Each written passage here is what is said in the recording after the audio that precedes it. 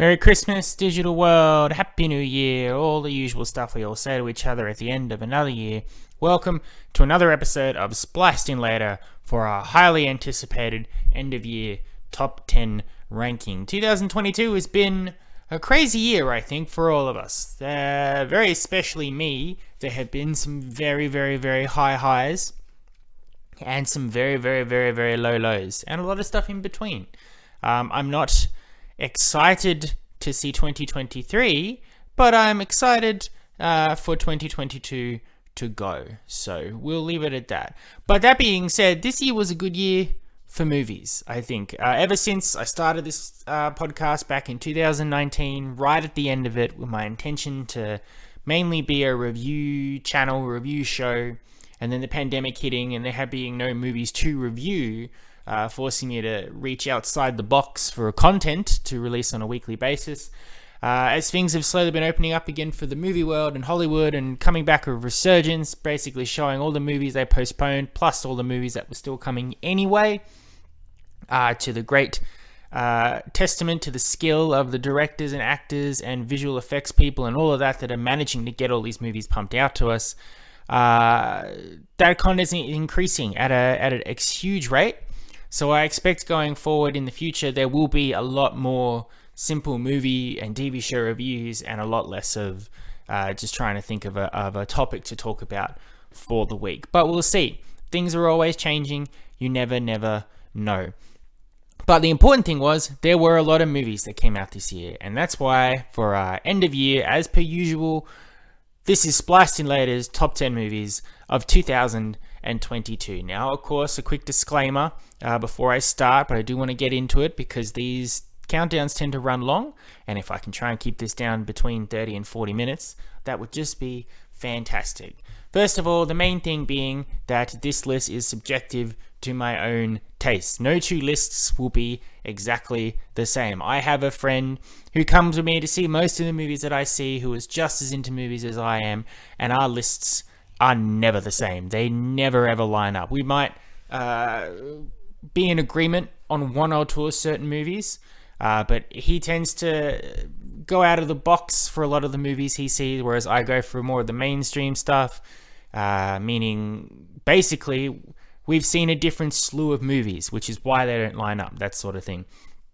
But my personal favorites will be different to yours, and yours will be different to other people's as well. So the important thing is to not get upset about it, because life is too short. Who gives a shit about that? My response to that being that if you're listening to my list and you're in shock at what I'm including or what I'm leaving off, that's to be expected. To respond to that, go and make your own top 10 list and share it around with the people that you want. But no need to dig your heels in the ground and throw a temper tantrum like a big old baby, because I won't care. And so will 99% of everyone else. Everything's subjective, we all know that. And of course, the other thing being is that I haven't seen every movie that comes out this year. I see a lot of movies. I'm at the movie theaters quite often, and since I opened up my streaming world and allow streaming movies into my top 10 countdowns, the content is only getting bigger and bigger. But some movies I just don't get around to seeing. I never got to see Elvis. I wanted to. I was told I should. I tried to get around to seeing it before the end of the year so I could see if it would go on this list or not. But the fates just never lined up on me. Whether I never had time to watch Elvis or when I went out of my way to go find it, I couldn't find it. As a result, even though people tell me that I'd probably really like Elvis, I cannot put it on the list if I have not seen it. The only difference with this list as to others is that a couple of my honourable mentions are movies that I never got around to actually reviewing on this show, and that's just because of timing, whether it was a movie that came out during my month-long holiday to America, wherein I did see it, but I was not about to go and sit in my hotel room in Hollywood and record an episode for you when I was literally paying to be on the other side of the world. That would have been stupid. Or it's just very recently, and with Christmas and Boxing Day and all your family obligations, there's just not a lot of time. In order for me to review the movies that I've seen in the last couple of days, I'd have had to set aside a day each for those episodes, because you don't want 3 episodes in one day. That's stupid. meaning that this ranking would just get delayed, and then by that point it's New Year's Eve. I have family obligations on New Year's Eve as well, so then we're thinking, all right, it might have to go back to New Year's Day, and then no one really wants to do anything on New Year's Day, so it's going to get further and further back. And I'm not specifically waiting for any movies to come out to hold it back until that point, so it's just delayed for the sake of delayed. Not like last year or this year, I don't know, it's all blurring together, where I did want to see The Kingsman before I made the list because I thought it had a good chance of being on the list, and then it wasn't on the list anyway, so it didn't matter. So you may notice that for the honourable mentions, but for the most part, at least for the top 10 that I have picked, I have done reviews on. So the goal here is that I will just mention the movie. I'll say why it's at that point on the list. I'll say a few things about what I like about the movie, and then ideally I will move on. If you would like to hear more in-depth reviews of each of my top 10 entries, they have their own episodes. Whether you're listening on YouTube, you can go back and look through that. Whether you're listening on Spotify, you can go back and look through that.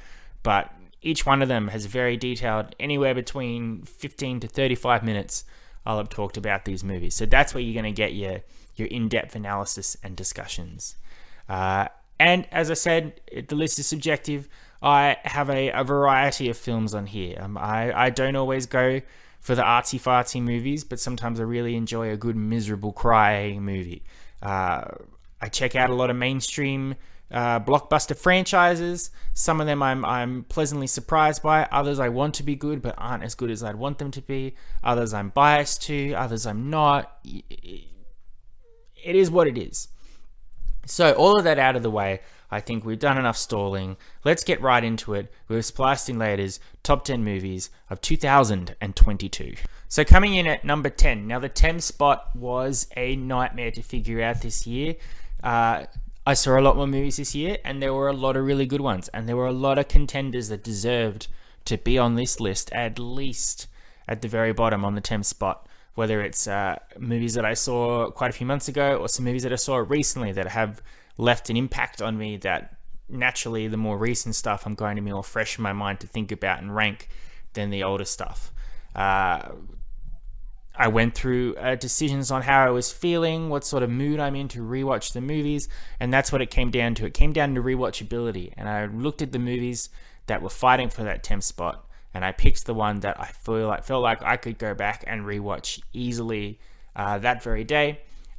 Something good, something fun, something to start us off. So for number 10, it has chosen to be The Unbearable Weight of Massive Talent, the tongue-in-cheek Nicolas Cage love tribute, focusing on a fictional version of Nicolas Cage, played by Nicolas Cage himself, Nick Cage, who at the low point of his career ends up making lifelong friends with Pedro Pascal's character, and then accidentally is caught up in an FBI kidnapping action-adventure intrigue plot. This movie came out of nowhere for me. I remember I saw a trailer for it before I was going to see Doctor Strange, I think. There was a movie I was watching where 3 trailers in front of it I didn't know were coming, and I ended up seeing all 3 of those movies. Unbearable Weight was one of them, and it looked like fun. It looked like it was a real tribute to the highs and lows of Nicolas Cage's career. Nicolas Cage, as an actor, is zany and wild. Nicolas Cage as a person is zany and wild, but he's made some fantastic, silly, crazy movies in the past, like The Rock and Con Air and National Treasure and Face Off and all of that. And then all the memes, everything, his public breakdown on TV, all of that stuff. But Cage embraces it all with a real level of commitment and self-awareness, which I think is lovely.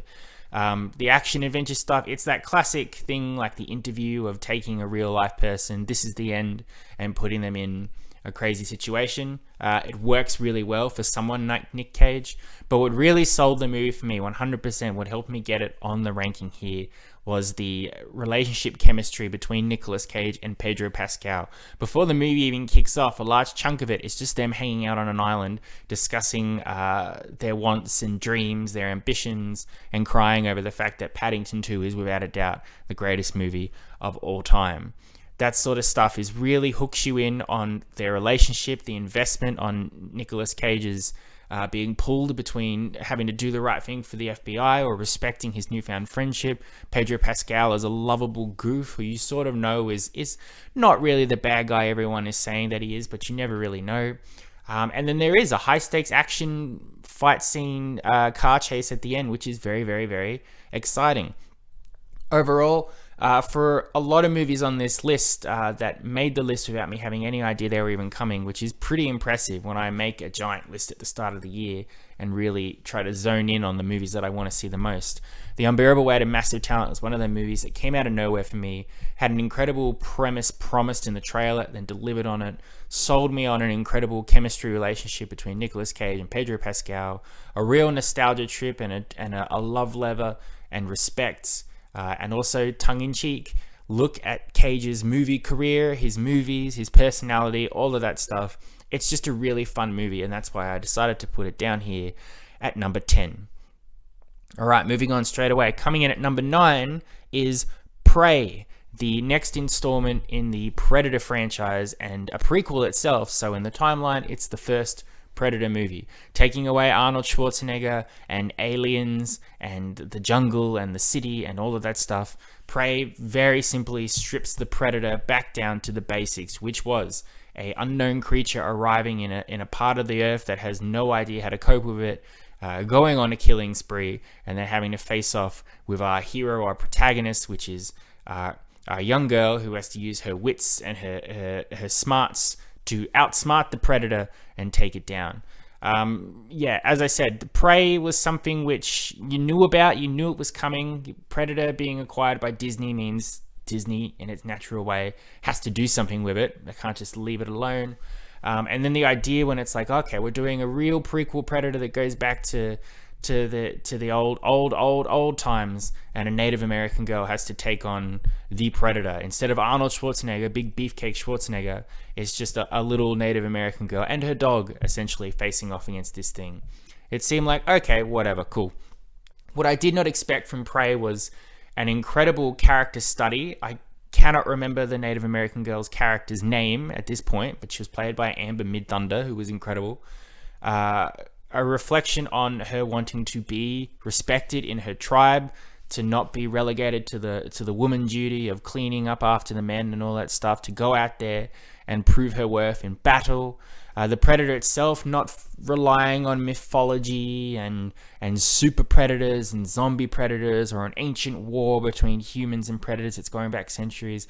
It's just what made the first Predator so good. It's just an unseen creature. At this point in the Predator franchise, you know it's a predator, so you lose that little bit of intrigue into what is hunting our characters, but you still get that basic sense of no nuclear bombs and explosions and secret government agents coming to secretly hide the Predator and make their own Predator. It's just the Predator doing what he does best, hunting down humans for sport. And seeing Amber Midthunder rise to the challenge and overcome this Predator when everybody else around her is falling, including some real fucking terrible colonialists, is truly a sight to behold. It's nice and short too. It knows exactly what it wants to do with the movie. It tells the story it wants to tell, and then it gets out of there. I think Prey is probably my favorite Predator movie, and I know that's saying a lot when the Predator exists, and I also do really like Predators. But Prey, I think, was just, it had so much against it. No one expected it to be anything particularly spectacular. And it just blew everybody out of the water with respect to the Predator franchise and its smarts in setting up a new world and a new protagonist and a new way of taking on the Predator. Prey was fantastic. I love it. That's why it's here at number 9. Coming in at number 8, our one and only Marvel movie for the top 10s, which was a surprise for me. I'm sure it's a surprise for a lot of my regular listeners. I did want it to be a lot higher, but it's still good enough to be on the list. It's Black Panther: Wakanda Forever, the long-awaited sequel to the hit MCU movie Black Panther that came out in 2018. At that time, it starred Chadwick Boseman. What was really hanging over the head of Wakanda Forever was, of course, the untimely passing of Chadwick Boseman in 2021, I think, or 2020. It was one of those 2 years. And then the idea that the Black Panther franchise would carry on without him, but that T'Challa, the character, would be retired as a respect to the actor, meaning you're essentially going into a Black Panther movie without Black Panther. What Wakanda Forever ended up being is a ensemble movie about the people of Wakanda, most specifically Letitia Wright's Shuri, T'Challa's sister, and Angela Bassett's Ramonda, T'Challa's mother, who are forced to go on and try and lead Wakanda after T'Challa's untimely, tragic passing. He isn't killed in glorious combat or fighting Thanos or anything heroic. He just gets sick and dies, and there's nothing anyone can do about it. Meanwhile, the growing hunt for vibranium in the MCU means that Earthlings accidentally disturb an ancient Aztec city underwater who have their own vibranium and their own king, King Namor.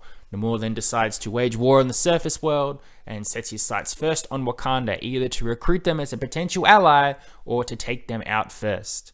Where the movie excelled 100% was it was a loving, emotional tribute to Chadwick Boseman and to his impact in this world and to his effect on people in the real world as a whole. Letitia Wright absolutely rose to the challenge of essentially becoming the new main character of the movie, but Angela Bassett also came out of nowhere with this incredible performance as the grieving mother, who, if I hear correctly, is a lot of contenders are considering for nominations for Best Supporting Actors at the Oscars and all that. It does not really matter anymore because the Oscars is a joke, but I do like that consideration is out there because she gave it 100%.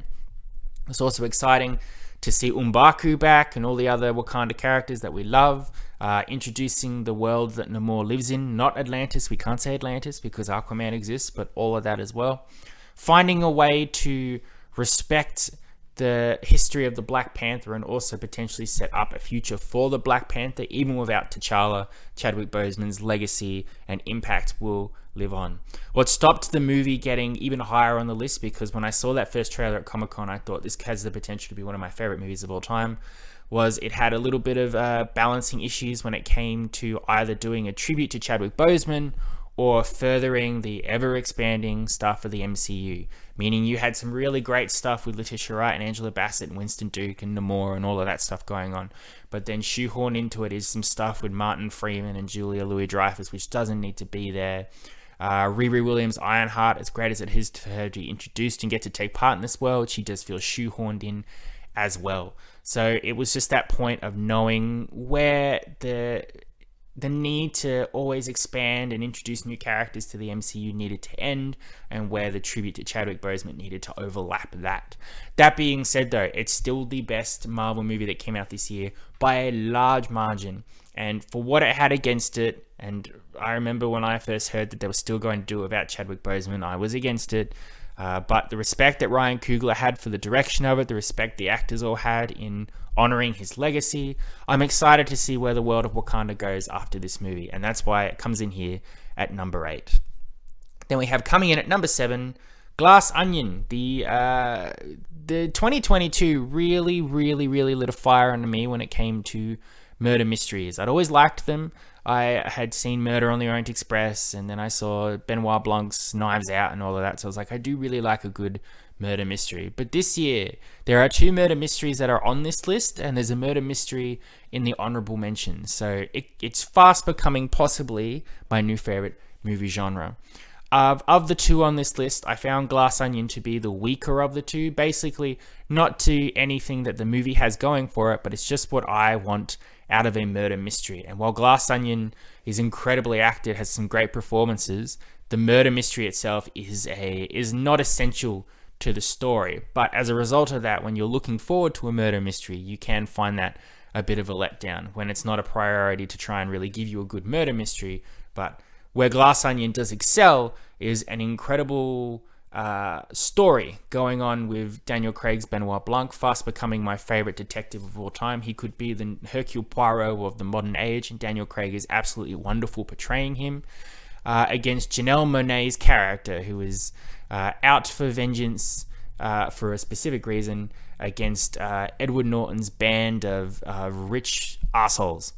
Where Glass Onion was better than Knives Out. Knives Out had a better mystery, I think, in my opinion, but Glass Onion had a better development of characters. There were a lot of distinct personalities and very strong performances from Kathryn Hahn, Leslie Odom Jr., Kate Hudson, Dave Bautista, Edward Norton, and seeing them all clash with each other. There was a lot more effort in trying to present motives and opportunities for everybody. So even though the most obvious solution was, of course, the correct one, it still had fun toying with your beliefs and seeing if they could point you in certain directions.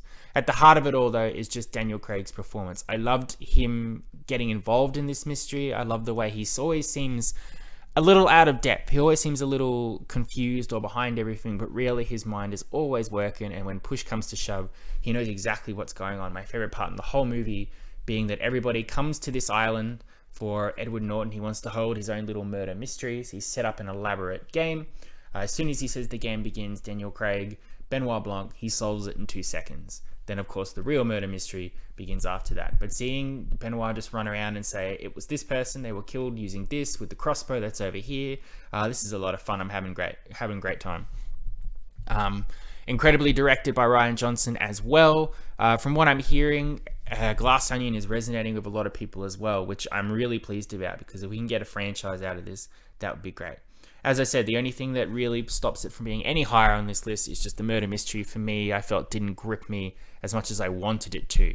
But still, for returning to this Knives Out world, which, as I said when I talked about my Glass Onion review, I love Knives Onion. It could be one of my favorite movies of all time. This is a very strong follow-up that's really appreciated and coming in at number 7. All right, pushing along at number 6, we have Bullet Train, another movie that was not on my radar, but had a really cool trailer that enticed me, and then the movie itself absolutely sucked me in. Bullet Train, seeing Brad Pitt as a hapless man in the hitman world, who's basically all he needs to do is he needs to pick up a suitcase off this bullet train in Japan for his handler Sandra Bullock. Unfortunately, also on that bullet train is many different parties, all after this suitcase, all for different reasons, all with interlying connections, which results in some very bloody fights, some really witty dialogue, and a murder mystery in and of itself. A mystery trying to figure out how everybody is connected to each other, who's the good guy, who's the bad guy. As Brian Tyree Henry's character, Lemon, describes in the movie with his love of Thomas the Tank Engine, everybody in the world is a Thomas the Tank Engine character. Some people are Gordon, some people are Percy's, and then every now and then you get a Diesel who is just a big old fuckwit. And so basically the movie is trying to discover who's the Diesel and then trying to make sure that everybody else knows who the Diesel is before they accidentally wipe each other out. Brad Pitt's really great in it as I don't know if he could be considered an action hero if he's getting into it late in the game. The resonated style and lights and direction is a mix between a few different styles of genre: Deadpool, John Wick, a Guy Ritchie British fast-talking movie like Snatch, but it all blends together rather seamlessly. There's a lot of likable characters and a lot of dislikable characters, but at the heart of it all is just this hapless Brad Pitt who doesn't really know why anything is going on or what he can possibly do about it, but by golly, he tries his best to keep his head above water.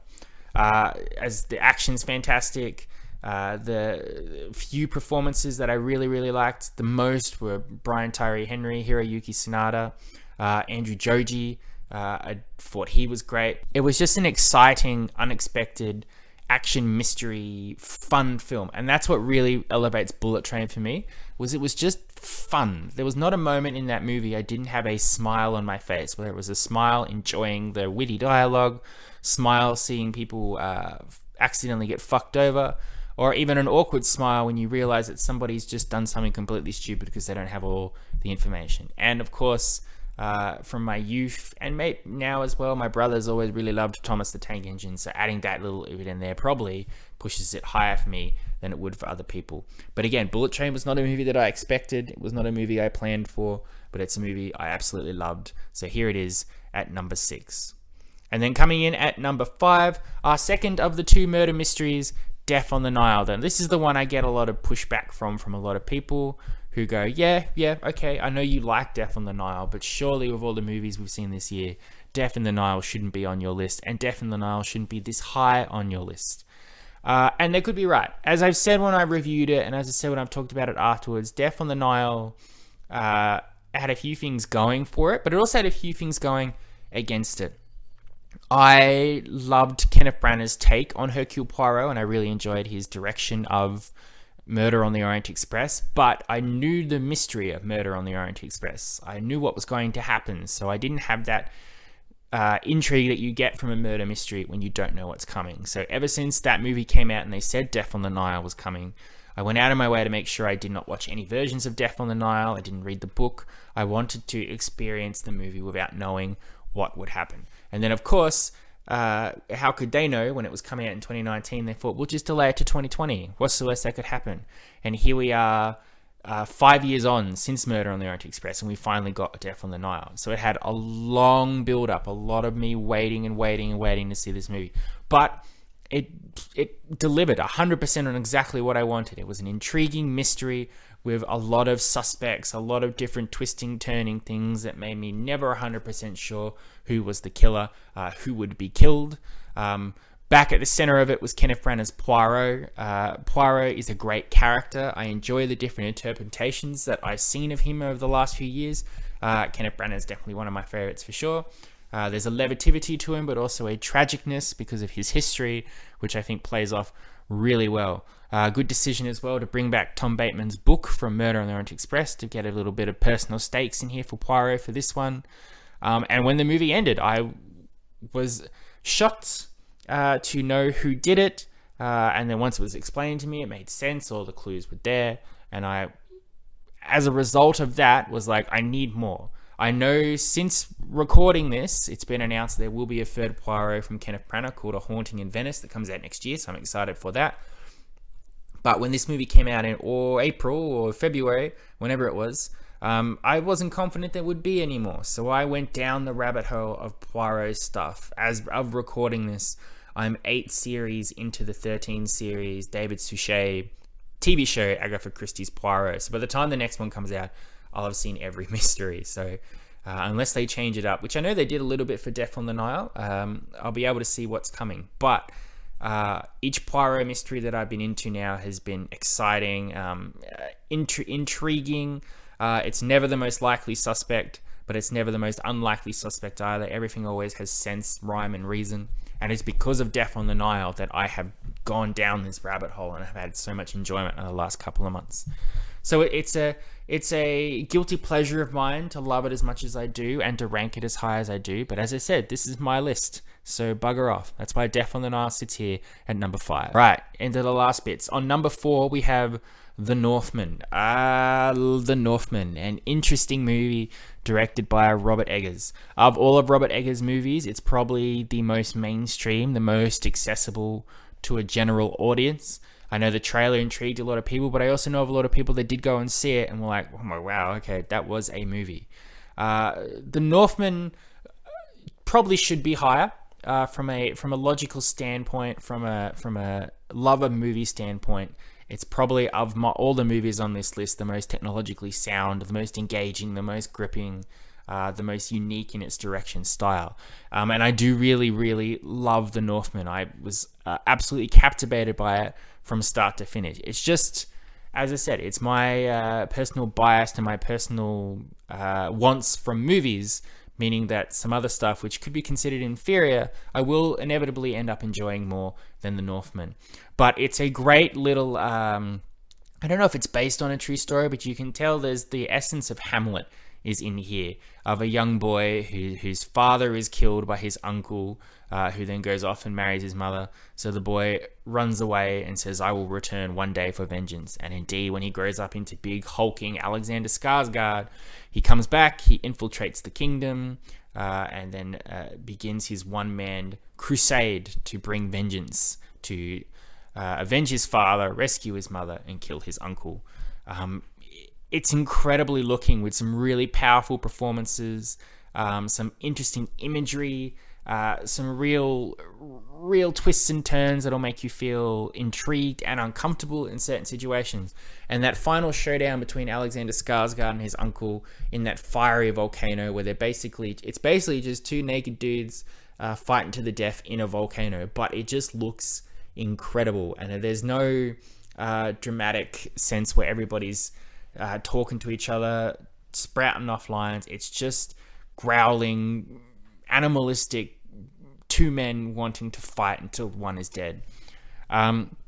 As I said, Robert Eggers' direction is very unique. If you watch any of his other movies, you might be a little disturbed by it. But for The Northman, I think it was very complimentary to what he was saying, and I think it was accessible to a lot of people. The Northman may not be as high for me as well, though, because I just had a bad viewing experience watching it. It was one of those movies where apparently people think if you go to the movie theaters, everybody's there just to have a chat.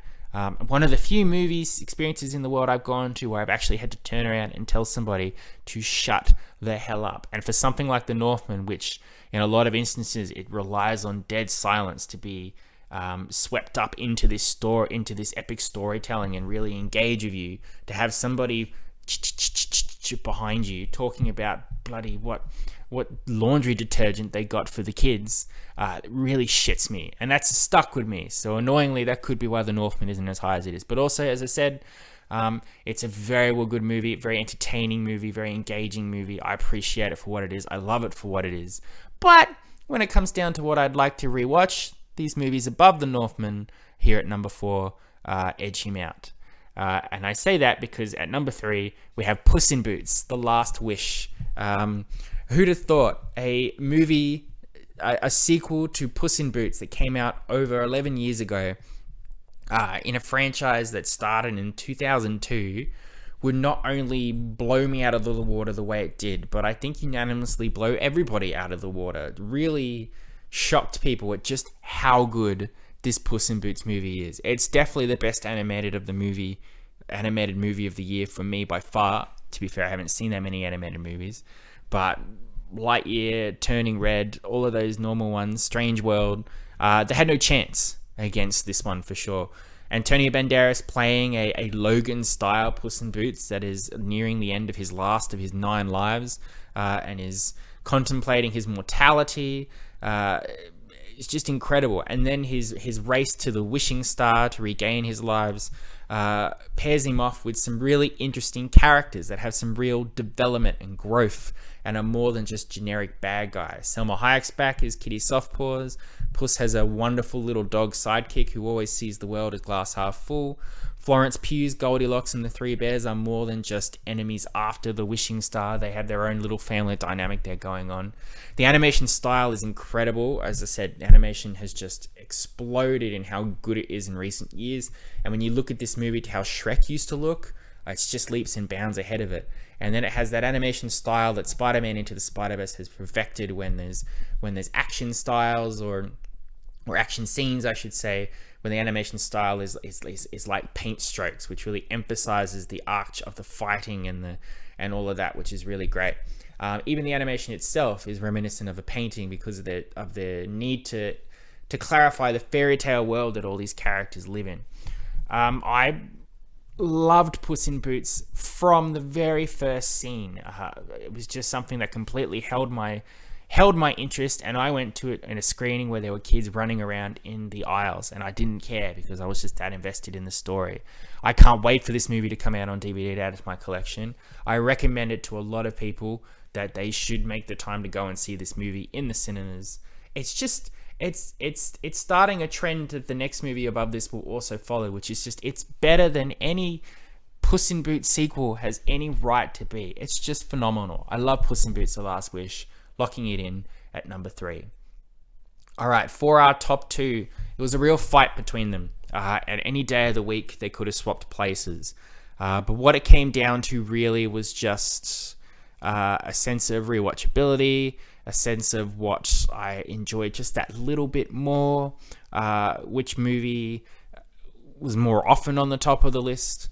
But that being said, here at number 2, Top Gun Maverick, I would happily put it at my number 1 as well, for sure. These two are completely interchangeable. As with Puss in Boots, Top Gun Maverick, a sequel to Top Gun that came out over 30 years ago, is better than it has any right to be.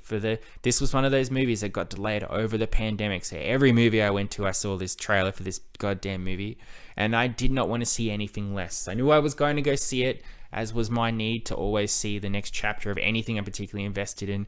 But I thought, there's no way. There's no way I'm going to like it, and there's no way it's going to be successful.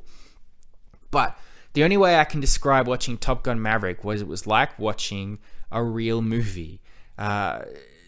with invested characters and story, going back to a world that obviously the people behind it really cherish and know where the right direction is to go, with Tom Cruise's Maverick, who years after graduating from Top Gun has to go back to teach the next generation of pilots how to essentially perfect a suicide mission that they have to go on to take out an enemy base. And of course, amongst the students is the son of Goose, Rooster, Maverick's best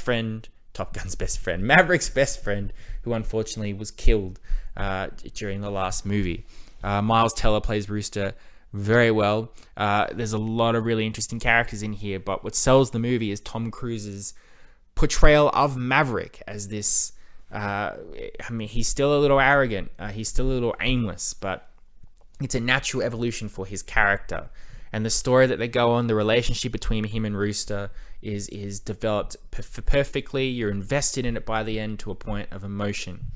And also what excels it, among all else, is just the visuals, the action-packed flying in their F-18s or whatever they're called, knowing that these actors are actually flying those planes, watching the aspect ratio change, feeling like you're in the cockpit, especially in the cinema, getting to see those planes fly around was just incredible. It's a gripping story. It's exciting. It's engaging. It's emotional. It resonates with anybody. If you love Top Gun, you would love this movie. But if you've never seen Top Gun, you could easily watch Top Gun Maverick on its own, know exactly what you need to know, get the motivations, and still get everything out of it. The box office alone just shows how much everybody loved the movie, how much word got around. And even the harshest reviewers, in my opinion, were giving it top marks and telling people to go and see it. I'm so happy for it. I feel bad for just immediately thinking I would shit on it from the moment I heard it was going to exist. But ever since I saw it back in May, I'm like, this could be one of the best movies I've ever seen. Top Gun Maverick coming in at number 2. All right, before we get to our number 1, we of course has our honourable mentions. As I said, there are a couple movies on here which I haven't reviewed, so maybe I'll give a little bit more of a brief description, but I'm aware of the time, so we'll just get right into it. We got Turning Red, the Pixar movie about a poor girl who, going through puberty, turns into a giant red panda. Great film. Everything Everywhere All at Once. I know a lot of people are shocked that this isn't on the top 10, but based on just a rewatchability sense, it doesn't hit me as well on the second go around. But that said, for a multiverse movie involving Michelle Yeoh and Short Round from Indiana Jones, incredible stuff. It's a really good movie. Sonic the Hedgehog 2. I have a soft spot for these Sonic the Hedgehog movies. I don't know if it's Jim Carrey's Robotnik or just because I don't have the Sonic the Hedgehog source material to compare it against, but I really liked this. Doctor Strange in the Multiverse of Madness. He wasn't the Multiverse of Madness movie I was really hoping for, but I still really like Benedict Cumberbatch's Doctor Strange. I liked seeing certain aspects of the multiverse, and I enjoyed Elizabeth Olsen's transformation as the Scarlet Witch. It was great. Lightyear. This movie grew on me. I wasn't a huge fan of it in the beginning, but I do think that this different story of Buzz Lightyear with Chris Evans in the role is actually quite good. Minions: The Rise of Gru, a very silly movie, but God help me, I have a soft spot for those Minions. And the cultural phenomenon that came out of this movie was just insane. Dragon Ball Super, Superhero, a new Dragon Ball movie with a new animation style. Probably one of the better Dragon Ball movies we've had in quite some time. See How They Run, the first of the movies that I didn't review. This is another murder mystery starring Sam Rockwell and Saoirse Ronan. Basically investigating a murder involving one of Agatha Christie's most famous plays on Broadway. The mystery itself is not particularly satisfying to know who did it, but the performances are great. The chemistry between our two leads is pretty fantastic. And for somebody who has just recently fell in love with Agatha Christie's stories and also really enjoys old-timey films and all of that, it basically ticked all the right boxes for me. Matilda the Musical. I only watched this a couple of days ago. I know it's been in the theaters for a while, but I only just got it on Netflix here in Australia. Incredible songs, a wonderful performance from Alicia Weir as Matilda. I was also a little drunk when I watched it, so that could also be why it's resonated with me a lot more, got me a little emotional, but I thought it was great. The Banshees of Inisherin, another movie that I saw but just didn't get a chance to review, from one of my favorite directors, Martin McDonagh, Colin Farrell and Brendan Gleeson. play old friends on this island in Sharon, and for some inexplicable reason, Brendan Gleeson tells Colin Farrell he just doesn't want to be friends with him anymore and to leave him alone. And the reasons for why are unknown, but things obviously escalate in a very dark comedy sort of way. I wanted to review it, but I didn't know what I would say about it other than just it's a miserable experience. It's miserable by design for sure. It really focuses on the essence of loneliness and despair and all of that stuff. But it's a heavy film for sure. You'll probably just feel more sad than laugh, which I think a lot of people expected the opposite when they went to see this movie, because people walked out while I was watching it. But I thought it was pretty good. And finally, Avatar: The Way of Water. This one fought really hard to be on the top 10 list on a technical standpoint because it is an immersive experience and it does look really, really, really good. It would be wrong of me to not give it a mention because it is a very well-made movie. But I have a lot of problems with it, which I don't need to go into right now. Go check out that review because I'm pretty proud of that. And then finally, coming in at number 1, this movie was one of the first movies I saw of the year. It really cemented itself as fantastic. It's always a little boring when a movie you see at the start of the year just sits at number 1 and nothing really fights with it. So at least I had Top Gun Maverick to scuffle with it a little bit. But it's The Batman. The Batman starring Robert Pattinson. A new take on the Batman world directed by Matt Reeves, where Batman has to go up against the Riddler. Of all the comic book movies this year, this is by far the best. Of all the comic book movies in the last few years, this is by far the best. It's a fresh new take on Batman. It's on his early origin days. It's one of the best cinematic versions of Gotham City that I've ever seen, and Gotham characters like the Riddler and the Penguin and Catwoman and Carmine Falcone and all of that stuff. Really great. Robert Pattinson was very surprisingly good as the Batman. I know a lot of people expected him to be bad at it, but he was really good. The direction by Matt Reeves, as I said, he's directed my favorite Planet of the Apes movies, so that was not to be unexpected. But in itself as well, the Batman is a murder mystery movie. The Riddler is killing people. Batman needs to figure out why, so he has to follow the clues as the normal detective from Detective Comics would do in an escalating tension that's building to a final confrontation. We just don't know what or why or how it's going to go down. Performances are just across the board, whether it's Colin Farrell being unrecognizable as the Penguin or Paul Dano's really disturbing take on the Riddler. The realistic action style, the down-to-earth reasoning of all these different comic book characters. It's a very satisfying, engaging story that adds stuff to Batman, which you would think after all these years and all these different Batman movies and all these different interpretations of the character, there's still a lot to explore, which I thought was really fantastic. I loved it. I've rewatched it a few times. It's still as interesting me as ever every time I check it out. And I'm really excited to see, well, I hope they do a Batman 2, but I want to see more from this world. That's how good the movie was. Of everything else that came out this year, nothing, with the exception of Top Gun Maverick, ever came close to this for me. That's why the Batman sits at number 1. There, well, thank you very much for listening. I hope you've enjoyed Spliced In Later's Top 10 Movies of 2022. It's been a up and down year altogether, but in terms of movie content, I think it's been pretty good. The quality has definitely upticked from the last couple of years. The quantity has definitely upticked in the last couple of years. I've just made my list for the movies that I want to see next year for 2023. It's the most I've ever put on a list in a while because I'm really trying to consider all my options here, especially for the content on this podcast. I promise that next year there will be no movies that I just don't get around to reviewing. I will make sure that I give you a review for every movie that I go and see, meaning that the content for next year will probably be a lot more reviews and a lot less, hey, let's talk about an old movie from the 80s. But that stuff will still be there. I'll still be diving into the old days of the Marvel Cinematic Universe. I'll still be going through the movies that are on my top 100 movies bucket list.